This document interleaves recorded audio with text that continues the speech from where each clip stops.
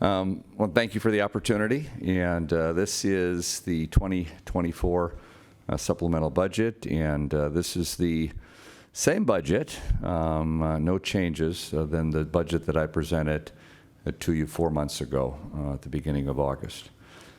This is, in my opinion, of all of the responsibilities that I have as mayor that our charter lays out. It gives the mayor the responsibility to present a budget each year, and that is done in August, and that I gave you that budget presentation in August. We had, since that day, you had an opportunity as a council. We had several meetings where we discussed that and broke that down into not only the budget itself, but the trends, some of the financial trends, some of looking at how we budgeted during that period of time, and had opportunity to discuss. And of course, you then had a preliminary. We had a hearing, a public hearing on the preliminary budget in September. Public hearing that we started a few years ago. It's not actually required to have a public hearing, but there's a lot of different components to this budget where the public does weigh in, and public input is the most important piece of this budget. It is something that it starts, in fact, public input for next year's budget starts during this year's budget, because almost everything we do has a potential tail to it financially. So if we spend money in some area, there's probably going to be a cost going into the future.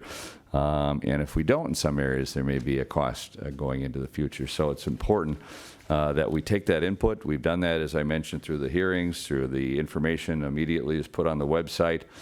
In August, there's an opportunity, and the input even to build that starts way back in January. In fact, we as both the administration and the council, we set during the retreat in January of last year kind of goals, laying out the goals for a number of things that the city is looking at doing. And then, of course, lots of town halls, lots of input sessions. I take this opportunity, too, by the way, and just to remind people, there's another opportunity for input we have at 4:30. So, and folks haven't taken advantage of it today, but we're here. We had a few of us in the room next door, and that'll be always before a council meeting at 4:30 for anybody that has a question in dealing with administration or whatever it may be. That's always at 4:30 before a council meeting. But there's also something we've done every few years, and that is a survey. We work with St. Cloud State University, and we conduct a survey. We've actually developed a survey a number of years ago. We've asked the same questions. We did this several different times, every few years. The last time we did it prior to this year was in 2019. We anticipated doing it, and then, of course, COVID hit, so we delayed it a little bit. But normally it's done every few years, every 2 years. But we did have a survey earlier this year. And we do that survey as part of that input. We certainly have lots of opportunity for folks to come to us and have input or go onto the website, look at things. But this we do in a little different way. We mailed this out to over 30,000 plus households. Every resident, every community in every household in the community gets an opportunity to send it back. We had a very strong response rate, 15%, and in surveys, especially mail surveys, very high. We utilize the same questions so we can benchmark what those the results that come back. I shared that with the council when we did the initial budget. We also had another opportunity where I shared that, and we're cross-tabulating some of those things and have even more opportunities going into the year, so you kind of get an idea, breaking that down by east and west of the Mississippi and north and south of Division, because those are some of the areas that we tried to put some demographics. But one of the things that's important we do at the city, and I don't believe there's any city in Minnesota we've been trying to see that actually does a mail survey. A lot of them will put something on their website and volunteer to do those questions. We actually work with by mailing it and actually getting back feedback from folks. And one of the things that we want to know is not only what the priorities are, but how are we doing? I think that's even more important. Businesses do that. I've been in business for 30 years. I don't think there's anybody that's ever been at a hotel or a business. You get frequent emails right after asking you how to rate those things. We do that too, because it's not only where we prioritize our spending, but how are we doing in those areas. City services is the same page I do with every budget, and this is this year's 2023. sanitary sewer, drinking water. The one important here, the snow plowing. Obviously, we got snow today out there, but and normally this is the interesting part of this too. We normally do this survey in the winter. This is the first year we did it in the summer. You'll see a little bit farther down when I talk about road conditions. That's a little different during pothole season, so it was reflected in the survey this year. But overall, city services 92%, which is high. Any survey, when you're asking the overall service level, if you're a business and you had a 90-some%, that's a pretty significant number. So the survey is a big part of it. But we also in this survey asked, what are the top 3 things the city should be focusing on in the next year? And really, that is really what helps direct the goal for where you put your dollars in the budget. What are those top priorities, those top 3 priorities? And the top 3 priorities have always been these top 3: road conditions, public safety, and traffic congestion. At least for all the surveys that I've since I've been mayor, these stand up in the top. However, this year was a little different in the order. Public safety was almost always number 1. Road conditions became number 1 this year. Again, might be a bit of the timing when we did the survey, but clearly it was a top priority. Public safety still in the top 3, and traffic conditions. These are the top 3 priorities, and they're reflected in the budget. But also the budget is put together based on principles, and these are guidelines and principles. Looking at it, the most important thing is when I present this budget, it's not my money. We have that same. It's not our money. We're entrusted with the public's dollars, and so that's the most important thing when we're looking at everything we budget, whatever part of the budget this is. We're responsible for the dollars that we are entrusted with, both whether it's property taxes or with other fees or whatever that may be in the budget. Core function. There are certain things that cities do. There are different forms of government that we are a part of. We're in a city that happens to be in 3 counties, school district, state, federal government.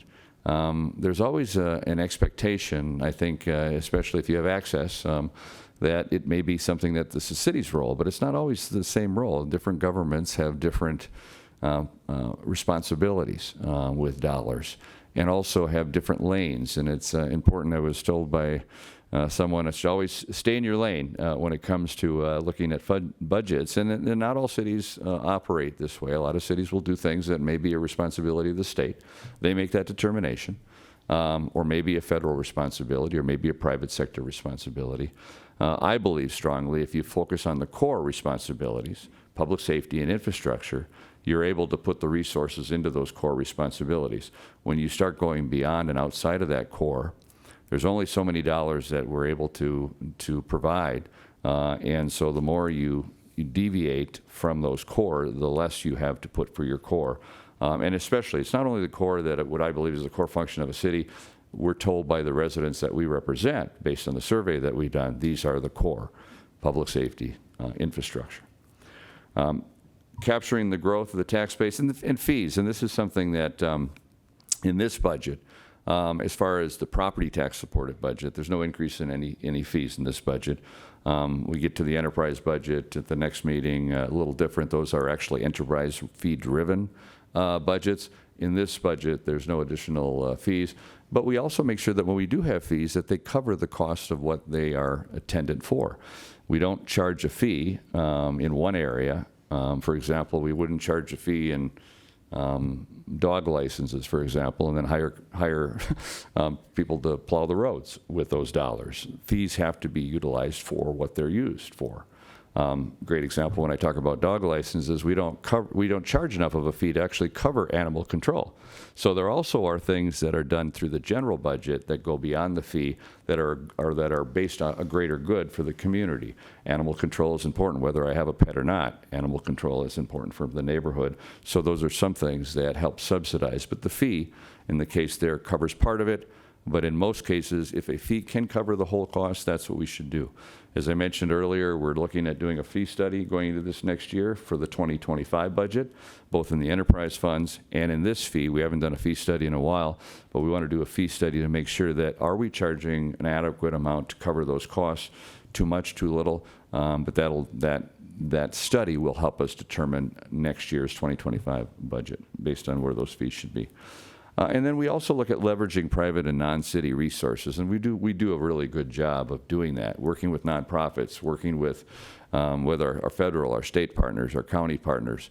How can we leverage dollars? We do this often in capital with a lot, especially if you look at in parks, and we've had discussions about the referendum, and you'll see that reflected in this budget. A lot of folks step forward, and maybe it's a service club, maybe it's a neighborhood. We'll put some dollars and then match some of the city dollars we have. So we can leverage dollars through those partnerships and collaboration. But jumping into that fourth bullet up there, we capture the growth. The policy that we've had, the budget that I've presented, this has been both the administration policy and a council policy to try to capture that growth in the tax base, whether that's new construction, which we like to see, or whether that's the value, is the values in a community. It's something I think you've heard many times. When we're doing a project, someone will come up to the dais and say, if you do build that, it's going to lower my property tax value. So people are concerned. They want the value of their property to go up. We as a community want that. But oftentimes when you see that, it can be sometimes, and I have a slide that comes in to kind of explain how we get to that value piece and how your property taxes is done. But we capture that tax base, and that's difficult some years. This is a chart that shows where that tax base line has been over the last few years. So that's easy to capture tax base when you have growth. A little difficult when we had the Great Recession in 2008, where we actually saw negative growth. You have only one alternative. You either cut spending or you raise taxes. We took the latter approach, and we cut spending. We did a whole budgeting process, budgeting for results. We changed a lot of how we're doing things. We made significant changes during that period of time and worked on kind of that zero-based budgeting, or that moving forward. We made significant reductions during that period of time.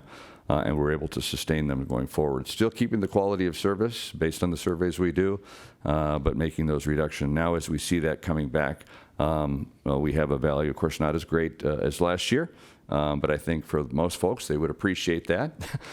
Based on, if you're not selling your home, that value is always a challenge.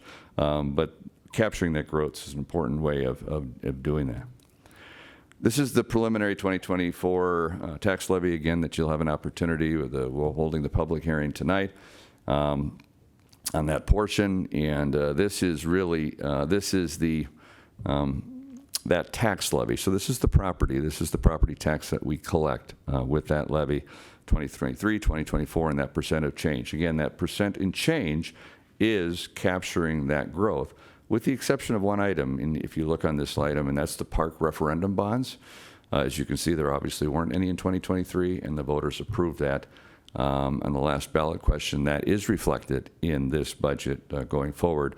About just under $1.5 million is part of that debt service, paying that out over a period of time, over a 20-year bond, but the work to be done in the next 3 years. Where does your property tax dollar go? And this is always a good indication of where those dollars go based on those priority. Out of a dollar, 63% of that is public safety. Public Works, 20% of that. So if you look at those top priorities, the top three, we're talking about infrastructure, which is road conditions, the public safety piece, the traffic, you're looking at 83% of that dollar.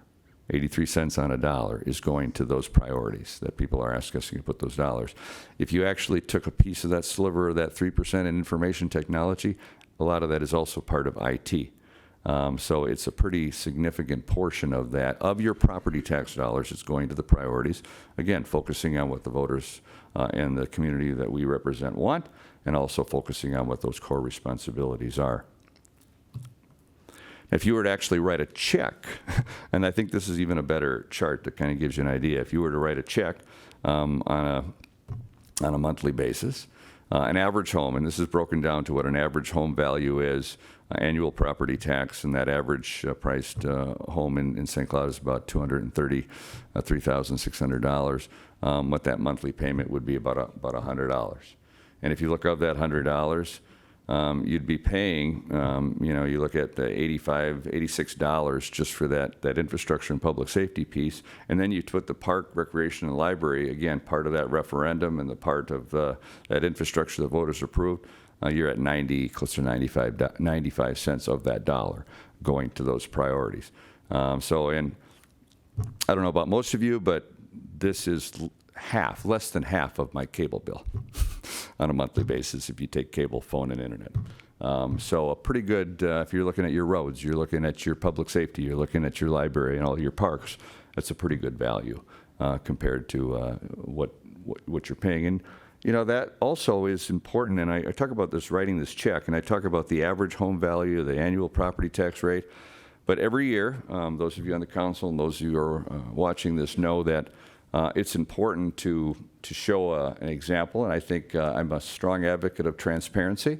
So I show my own property tax statement every year, and I've done this since I've been mayor. So you get an idea of where that is. This is not a hypothetical example. This is my property tax statement, and as you can see, I live in a home that's below that average. In the neighborhood I've lived in that home for 30 years. And I've lived in that neighborhood, and I show this because it gives you an indication of where, how we, not only where the tax piece is, and if you recall last year, I think I showed all the way back to my first property tax statement to this one to kind of get an idea. You haven't seen a huge increase, especially if you actually take it and adjust it for inflation. We've been pretty good stewards, and if you look at where most of that is, it's the value. And this is one of the things that I think it's always a challenge, I think, with people when it comes to even this public hearing. I'm sure you heard, especially last year, even this year, how did people get their property tax statement? And the first thing they see, and same thing I do, I go to the bottom line, which is the city, the county, and the school district, and I look at that number and I look at that percentage. Here's again, at mine it's 2.4% increase. Now, some of the same people in my neighborhood might have had a different, depending on the value of the home. It's based on that value, and that's always a challenge because people see that and they say, why is my tax rate go up? Your value went up. And that's also, we don't set the value of your home because we're looking at our budget. We don't put the budget together and say, we need to get more money, so we're going to increase the value of everybody's home. The value of the home is what the market is. I mean, we assess. We assess what that value is, and no different than if you buy a car. You pay a tax based on what the value of that car is. You have a home, you pay. Now that's state law. That's nothing we can do locally to change that. Is it a fair system? My opinion, no. I'd actually probably go to a consumption tax and I'd get rid of property tax altogether because it has no indication of ability to pay. It's just the value of your home. And so now the state has put things in to reduce that. There is as you see in my property tax, there's the homestead, or it brings down the credit or brings down that valuation. Now that goes all the way up to a $430,000 home. There's an exclusion. Now as the value goes up, the exclusion gets smaller. That's something the state has done over the years. If you homestead versus if you're a rental, I mean, that's going to change it. Different types of property. That is the state requirement. But the other piece that's, I think, a challenge is I just got a call or an email from somebody just recently saying, the way the housing market is right now with interest rates as high as they are, my value should have gone down in the last few months, or it shouldn't be at this level. That's the challenge, because this also, again, the order of transparency, this is my house. And I have these three little pictures just to illustrate, trying to illustrate this in a simple manner. October of 2022, that's a picture of my house in October of 2022. That's the value, that's the period of time when we look at the value for taxes paid in 2024, October of 2022. April of 2023 is when we have the Board of Equalization. You meet, that's when you get your statement in the mail that says, this is the value of your home for taxes payable in 2024. Months after the value based on the market value in October. Now, will there be fluctuations in that period of time? It's significant months, and yes, because markets, interest rates, all those things change. But this is state required. This is how values are done. It's not done in real time. Unlike if you bought a car, it'd be the value of the car the day you bought it. That's the sales tax you'd be paying on it. Housing and property tax is different. The picture in January, which is future, but with AI, you can put some snow up there. Of course, there's snow today. I could have taken this picture just a few minutes ago. But that's what the house will look like in January. It's not going to look any different. And this is also sometimes a challenge because the same email I got said, my value went up and I didn't do anything to that house. Neither did I.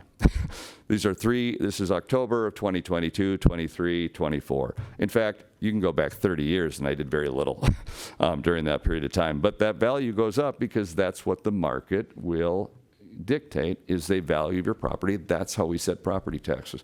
And that's what that is. So when you get your property tax proposed statement in November, it's based on what that value of your home was in 2022. I was going to use a little different analysis. When they came to give my value of my property, I was 58, 59 in April when Truth and Taxation, and I'll be 60 by the time I actually pay the value of this thing. So that gives you a little different indication of it's an 18-month period. So I threw this slide in a little bit because for some reason over this last 2 years, most people have been focusing on the value, it's not so much on what the tax rate is. There are resources, however. The state does determine what those costs are going to be. If you're a senior citizen, there's a property tax deferral program. If you're a resident that has a disability, whether blind or disabled, homestead, there's a program there that also can help reduce that. If you're a disabled veteran, homestead property tax exclusion. All of these programs are available. There's a property tax refund piece to that. And there's a special property tax refund, as I mentioned last year. If your value went up over 12%, the value increase, you can actually get a reduction there also by getting a refund for that portion of anything in excess of that percentage. These are all resources that are available for your property tax. So there are other resources that are part of that are available for folks when they get that. Again, property tax not necessarily the best option to fund these things, but it's the only option we have as a city because Minnesota state statute does not allow cities to charge income or anything else. That's also part of that. And even sales tax, we're not, at least there's a moratorium on that to help pay for some of those services. So this is the avenue we have. But it's important too, I think, when I talk about that piece, and this is when it comes to folks that are having economic challenges. I go through that piece of it because that's in part that they can't control. They own a house, the value goes up. The part we can control is that tax piece.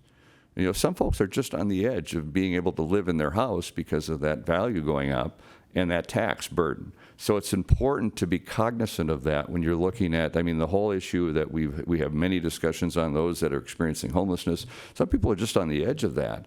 And to drive people into those types of situations, we need to be cognizant of that, and property tax is part of that. Same with fees, utility fees, water, sewer, those types of things.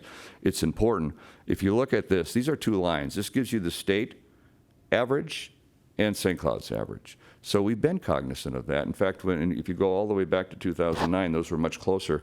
We've increased that gap. So we're cognizant of what people are paying, and that's an important piece. It is important for us to be stewards and make sure that people can afford that, especially when values go up beyond their control. That's just what the market is doing. It's important the part that we can control, we do. Governmental funds by category. Again, public safety being the top. Now this is all, so this the part that I showed you before was the property tax levy. This is that old property tax support. There's a lot of different areas where this comes into, but this is the governmental funds budget overall. So this budget that we're talking about is $87,871,000 proposed for 2024. And again, that's a percent change of 6.7%. Again, capturing the growth. in the levy part, but also capturing some of the growth. There's some other dollars, and I'll show you a pie chart that shows where those are, whether it's local government aid, whether it's some of those other resources that we have. But this is important, and the next slide I'm going to show. We do this survey to make sure that we're meeting the standards that people want in this community, and whether it's roads, whether it's snow plowing, whether it's water, whether it's sewer, whether it's the overall appearance, that's a satisfaction. But we also need to make sure we're fiscally responsible for that. And not being in the situation where we're not doing things, because if we weren't doing things and we had ratings of, if we were spending very little and we had ratings of 10%, well then we should be spending more in the areas that are priorities. That's why we do that survey. But I want to give you a little, because I hear this from time to time too, people saying, well, the city is just uncontrollable, spending all this money. You go back to 2007. 2007 was the first budget that I had to present that had a full budget. If you recall, I think I mentioned this at the last meeting. I got elected on a Tuesday, and 10 days later, I had a budget that I didn't have anything to do with, that I had to actually present under the Truth in Taxation budget. Made some adjustments to it, and then the first full budget was in 2006 for 2007. But if you adjust that budget to the budget that I'm presenting today, if you adjust for inflation in actual spending, this is $6 million less than that budget was in 2007. And we're still meeting those requirements. We're still the area that we're looking at with satisfaction in our community surveys. We're still prioritizing public safety and infrastructure, but we're doing it in a fiscally responsible manner. And to go from 2007 to 2024, and actually adjusting for inflation spending less is responsible, in my opinion, on budgeting. But we're still, and this chart is important, and I do this because, well, it used to be, it's still the top three. Public safety used to always be the number one. We've still put additional resources into public safety, especially in particular into police spending, over that period of time, adding additional officers, adding additional equipment, because of all the responsibilities we have. That is the most important responsibility. I think a core responsibility that a city has is to protect its citizen. And when I talk about public safety, it's public safety in more than just police. Fire, as we just had the discussion with the chief. Inspections, going to a restaurant. I mean, it's public safety. How important it is that if you're eating a meal at a restaurant, that it has been the place has been inspected, and you feel safer by doing that. So that's spending. This is the overall governmental funds budget where the money comes from. Again, property tax is the bulk part of it, but still less than 0.5%, 45%. Local government aid is 18%. I can tell you when I first became mayor, that was about 45%. That's not because we just decided we'd like less money. We just received less local government aid and had higher demands, but it's 18%. So sometimes when legislators in other parts of the state say cities get all this, I remember when I was in the legislature, they used to call it, other folks would call it, cities getting all this, they called it city welfare, I think, I don't remember, whatever it was, but we are a regional center, a population of 71,000 people, a daytime population of over 180,000 people.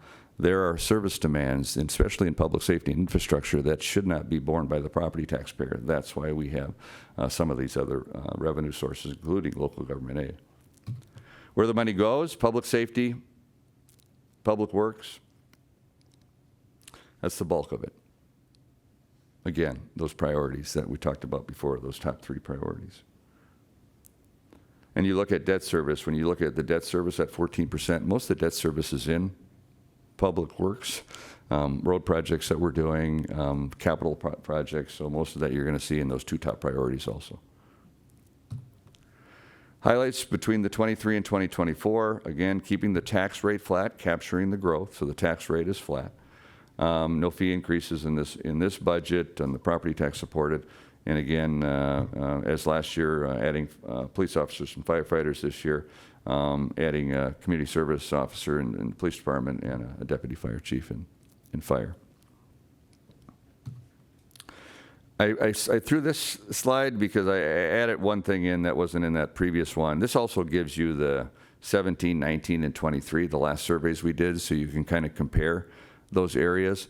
But I wanted to show road conditions because 17 and 19, it was 76%, and it was 78, and it dropped to 50%, so it's a pretty significant drop. Again, it could be contributed a little bit about when we did the survey, but also we put a lot of resources in the last 3 years. When we put the amount, last year was a record amount of dollars put into mill and overlays.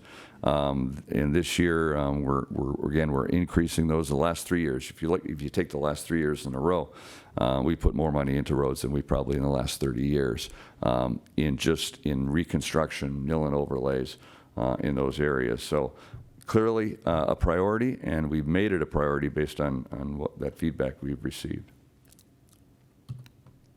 In fact, here's some of that infrastructure. If you look at 21, 22, 23, and 24, again, as we look forward going into those future budgets, even though if you look at the capital improvement plan, you see some of those pieces. We're still going to be surveying. We're still going to be putting those those dollars.